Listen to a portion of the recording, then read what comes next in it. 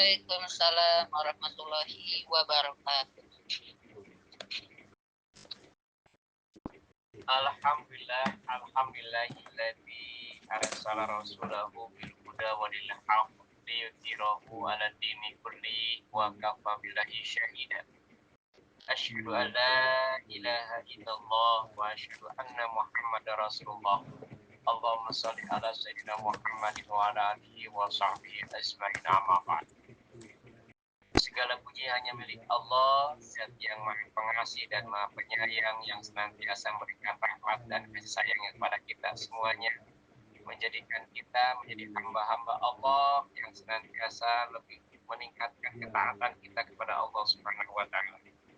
Selawat serta salam semoga terlimpah dan tercurah pada junjungan kita, habibana wa nabiyana Nabi Muhammad sallallahu alaihi wasallam, juga kepada keluarganya, para sahabatnya, para tabi'innya, dan seluruh umatnya, termasuk kita di dalam. Ini sidang jamaah yang dimuliakan oleh Allah Subhanahu wa Ta'ala. Dalam ayat yang ke-15 ini tetap masih punya bersambung dengan ayat yang 12 dan 13-nya.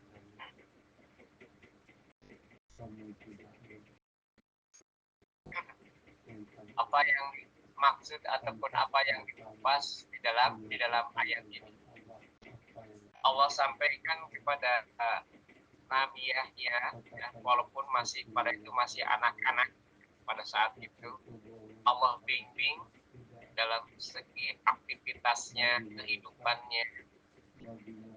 Dalam membimbingnya Allah itu kepada Nabi Yahya, dia senantiasa berbuat baik kepada orang tuanya, dan senantiasa dia selalu menjadi orang-orang yang senantiasa berbuat baik pada sesamanya. Kemudian dia selalu menjauhkan diri, membersihkan diri dari perbuatan-perbuatan yang tidak diridhoi oleh Allah, dari perbuatan-perbuatan dosa, sekecil apapun itu perbuatan dosa. Kemudian Nabi Yahya itu terkenal dengan selalu tidak sombong dengan orang yang seperti apa dia tidak membedakan, karena Allah tidak membedakan si A dengan si B, tetapi Allah akan meninggikan orang-orang yang bertakwa.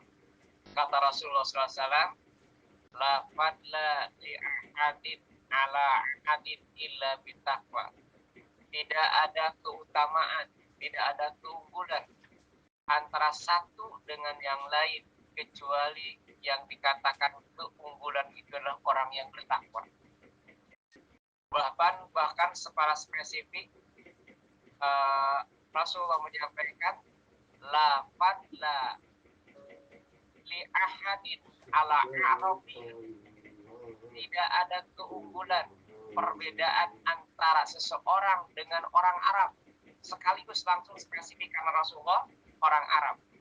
Tidak ada keutamaan, tidak ada keunggulan antara seseorang dibandingkan dengan orang Arab, illa bitaqwa, kecuali yang unggul itu adalah orang yang bertakwa. Jadi kita punya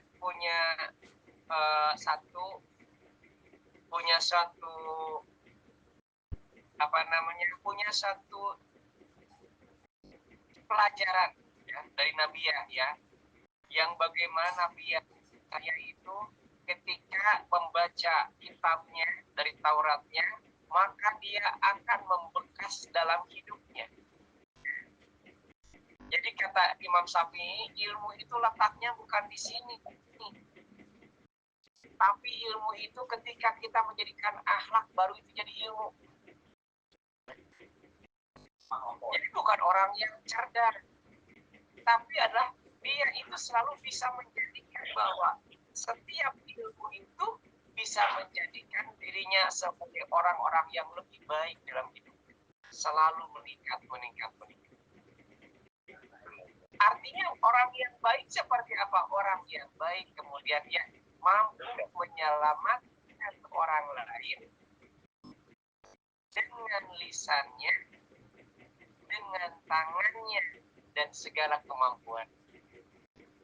Ya. Baik, kita lanjutkan.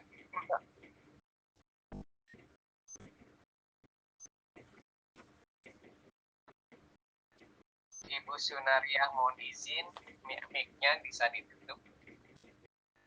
Ya.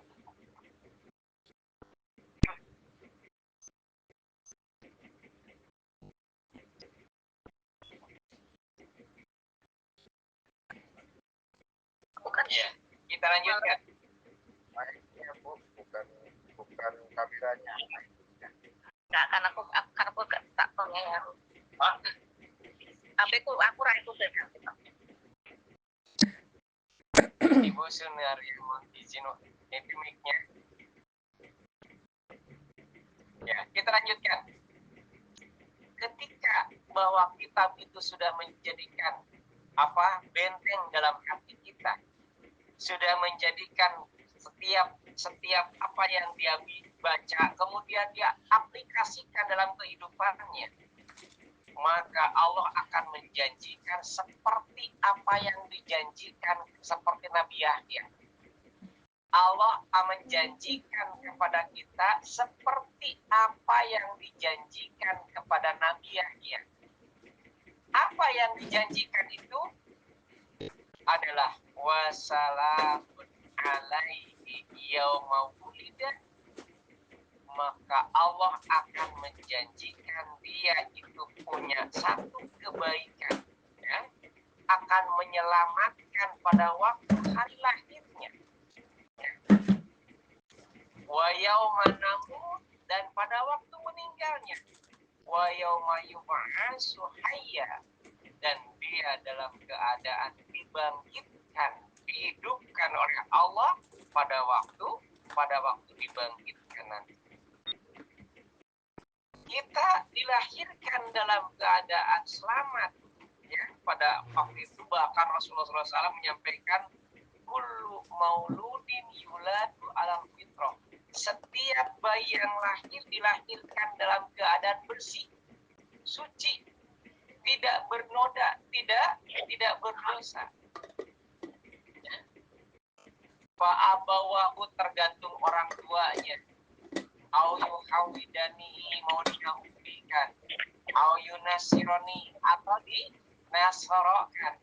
Au yumajisani, atau dimajusikan. Tergantung orang tuanya. Artinya kita sudah diberikan kebaikan, sudah diselamatkan dalam keadaan seselamat-selamatnya oleh Allah Subhanahu wa Ta'ala pada waktu lahir. Ya. Kemudian maka nanti yang diharapkan oleh kita adalah kita menginginkan kematian husnul khotimah. Imam Syafi'i menyampaikan kepada kita semuanya dalam quote-nya, ketika akhirat di hati kita, maka dunia akan berada dalam genggaman-genggaman, dan kematian ada di dalam pelupuk mata kita. Artinya dengan semudah mengedipkan itu adalah kematian itu. Kenapa disebutkan seperti itu? Karena kata Rasulullah SAW, kematian itu luar biasa. Orang yang soleh saja itu seperti bagaikan dibacok 300 bacokan pedang. Sakitnya seperti itu. Makanya Imam Syafi'i berani untuk menyampaikan. Kenapa bisa menyampaikan? Karena Imam Syafi'i itu meyakini kemurahan Allah, kekuasaan Allah itu akan diberikan kepada orang-orang yang senantiasa penuh ketaatannya. Di sini sudah digambarkan oleh Allah bagaimana Nabi Yahya yang seketika dia membaca kitabnya selalu diaplikasikan dalam kehidupannya, baik terhadap orang tua, menjauhkan akan dosa, kemudian selalu bersahaja bersama-sama dengan teman-temannya, selalu bergaul dengan bersama, tidak merasa tinggi dan bukan tidak merasa bahwa dirinya seorang yang lebih tidak, selalu dia bersahaja, ya. Dan selalu dia tidak sombong. Maka orang yang senantiasa seperti itu, maka kehidupannya dijanjikan oleh Allah, dia akan hidup dalam keadaan diselamatkan ketika lahir dan ketika kematian. Yang akan menjadi persoalan kita itu pada waktu sekarang, kematian. Kita sering berdoa, apa doanya, Bu? Ya, Allahumma apa tuh? Salamatan fiddin, wa afiatan fi jasad, wa jiyadatan bil ilmi wa barakatan, rizqi wa taubatan, qoblal maut wa rahmatan, indal maut wa maghfiratan, ba'dal maut. Yang paling ditekankan di dalam apa doa itu di ujungnya, Allahumma hawwin alaina fi sakaratul maut. Ya Allah, ringankan aku pada waktu sakaratul maut. Jadi sakaratul maut itu jangan dianggap enteng. Justru yang paling ditakutkan itu adalah sakaratul maut. Sampai kata Rasulullah SAW, kalau seandainya ada orang yang mau hidup kembali, maka pertimbangkan ketika sakaratul maut. Sampai Rasulullah merasakan apa dengan ungkapan gitu, rasa sakitnya ketika dicabut nyawa, sampai malaikat Jibril itu memalingkan mukanya ketika Nabi Muhammad diambil ruhnya oleh malaikat Israil. Maka di situ, kenapa kamu, kata Rasulullah, kenapa kamu memalingkan muka dariku? Aku nggak tega melihat kekasih Allah dicabut ruhnya, dan kemudian kelihatan dirasakan olehku rasa sakitnya seperti apa. Maka Allahumma hawwin alaina fi sakaratil maut itu tetap menjadikan satu ya. Kemudian yang terakhir di dalam ayat ini kata Allah Subhanahu wa taala, wa yauma yub'atsu hayya, dan dibangkitkan ketika hidup, nanti ketika dibangkitkan setelah kubur.